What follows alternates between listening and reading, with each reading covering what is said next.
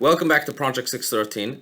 Today we once again learn the same mitzvah as yesterday, which was a negative prohibition forbidding the courts from administering capital punishment, which could include execution by fire, or from administering any punishment, or even from holding any court proceedings on Shabbat.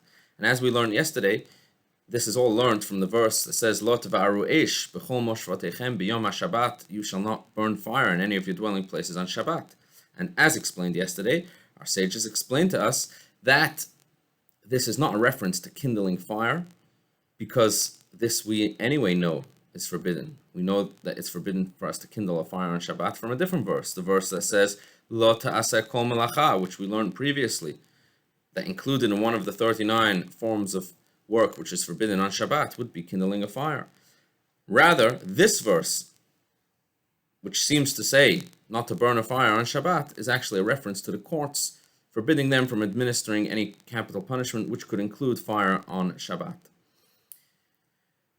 But there's actually much more to this verse as well, because in fact, it's the sages' interpretation of this verse which actually gave way to a Jewish custom which is practiced until today, and that is the fact that in every Jewish household, we eat cholent on Shabbat. We have a hot dish on Shabbat afternoon.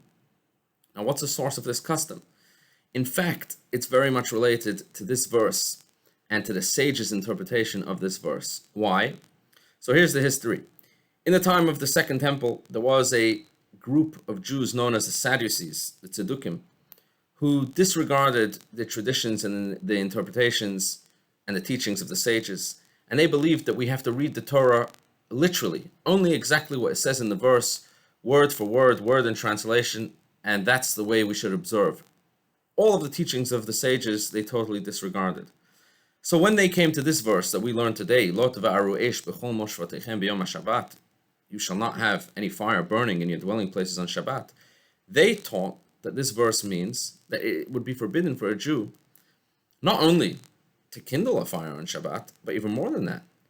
It would be forbidden for a Jew to have a fire that's already lit on that would have been lit before Shabbat, but it would be forbidden for us to have such a fire to be kept lit during the Shabbat in our house, because the simple meaning of the verse is there should not be fire burning, even if it was lit before Shabbat.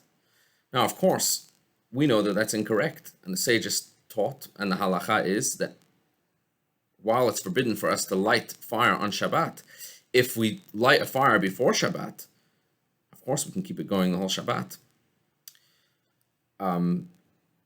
But the Sadducees, they said no.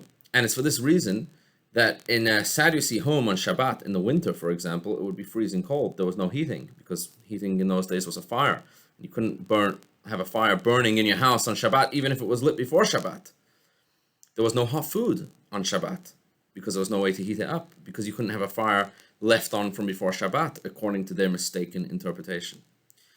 So the sages wanted to teach the community how mistaken the Sadducees were. And for this reason, they not only taught this in their lectures and in their shiurim, but rather they instituted a custom where in every Jewish household we would demonstrate the mistake of the Sadducees and how incorrect they were. And we would enjoy a hot dish on Shabbat afternoon.